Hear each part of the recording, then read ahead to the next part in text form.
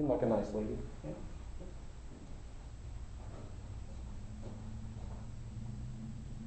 Audio there, audio there. All right, Donnie. I'm ready if you're ready to start. You bet. All right, Donnie, coming out of last week's, or 2 weeks ago's game, you had 3 major injuries coming into the bye week. Can you give us an update on those 3 players? It was 3 in that game. We're at 10 players out in this particular game coming up. Caleb Thayer's done for the year. He has a small tear in his meniscus, but he's chosen not to play. Terrence Olds cracked his collarbone. He's out for the year. Darwin Rideau strained his MCL.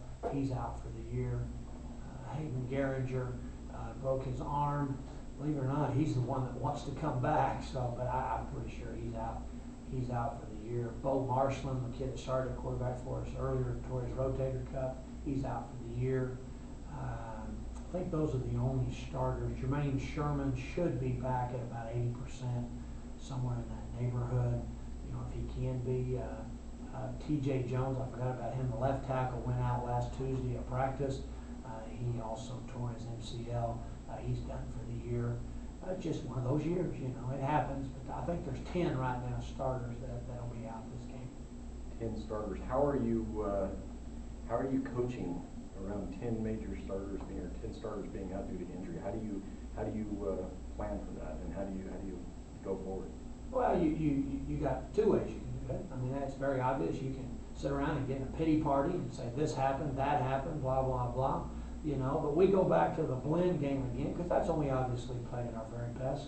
We go back and we look and see what made us better in that game. Was it those 10 players that made us better, or was it accumulation? Because we played 37 players that night. So 27 other players must have been involved in that game somewhere. So what we did as a coaching staff is we took those 27 players, we set those down and said, hey, here's the nucleus of our football team, let's get it done. And you're coming up into Kilgore Saturday. They're 0-14. What kind of challenges do they present? Well, 0-4 in Texas is different than 0-4 maybe in Oklahoma, or 0-4 in Kansas or Missouri or Arkansas, because you know football in Texas, at least as recruiting goes, that that's the #1 state in America. They're extremely talented. You know, they got beat by Hutch early. That was kind of disappointing. But remember, the Texas League got thumped in that round. We all were 1 week behind in practice from those guys. Then after that, I mean, they've got beat by Tyler, which is an extremely good football team. They got beat by Trinity Valley, which is an extremely good football team. Then they got beat by Navarro last week, which is an extremely good football team. I mean, they're a good football team, you know. And 0-4 down there doesn't mean 0-4. What aspect of their game, offensively, defensively, is your biggest concern? Oh, defensively, defensively they're real good. They have an outside linebacker, #8, Sharp. He's preseason All-American. He's leads the league in tackles. I think he has 58 tackles right now. He's all over the field. Their defensive lineman as well. They have a nose guard that's extremely athletic and plays well. Their issue has been kicking game and offense. You know, if our defense can come together and put together a really good football game, and our kicking game can play well, then we feel like our opportunity to win are great. You know, we don't want it to come down to an offensive game for sure. But if our defense can perform at the level they need to perform, and we've spent a lot of time in the kicking game this week, because we think we might have an edge there.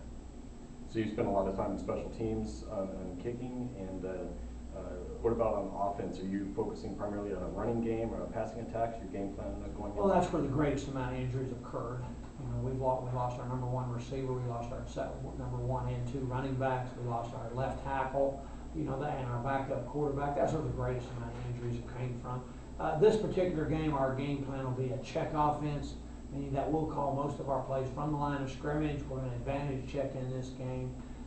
We all know that we got to put some points on the board. Playing smart, I think, has been one of your emphasis in the penalties, the bonehead penalties that some players have committed. Have you worked on those over the past 2 weeks? Yeah, you know, that you take away the Ellsworth game, I think we solved most of those issues to a degree. Fatigue makes you do stupid things. Offensively, we've spent a lot of time running last week. People say, well, it's an off week. Yeah, but we didn't hit as much, but we conditioned a lot. Offensive, we conditioned. In fact, we ran 10 100s yesterday. We'll do that again today. Offensively, we went back and looked at the film, and every game but Ellsworth, and even Ellsworth at one time, we were ahead and then got the ball back and didn't do anything on offense. Well, why did that happen? Well, we looked back at conditioning, and it really looked like the offense wasn't in good shape. So we spent a lot of time on that. Returning home for two weeks, 2-week homestand. Looking forward to that, I'm sure. And you've got, is it dedication day or student dedication day? This weekend is Student Appreciation Day, and we've got some people in town that are helping us with some of the elementary schools, and we've got our coaches calling the high schools. Anyone that's at elementary age or junior high age that comes with a parent will be admitted free. High school students will come to the pass gate and they're automatically admitted free. We've talked to those coaches as well. We also are going to have 2 different places for the OU Texas game to be broadcast. It'll be down in the old Booster Club room on the south end of the old football locker room, and then those that are Booster Club members can go up to the new Booster Club room and they can watch that game as well. Thank you, Donnie. Good luck. You got it.